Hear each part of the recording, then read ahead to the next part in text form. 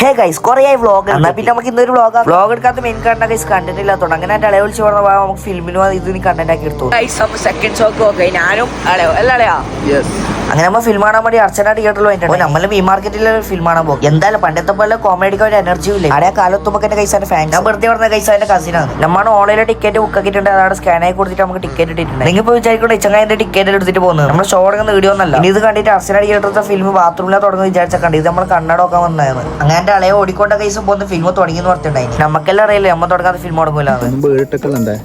എന്ത് ബേഡ് കട്ടുന്നിട്ടൊക്കെല്ലാം നിങ്ങളെ കാണാൻ എന്ത് പായങ്ങളെ ബേഡാരും കിട്ടോ. ബേഡ് ഇട്ടാൽ നിങ്ങളെ കാണാനല്ല പാടോ.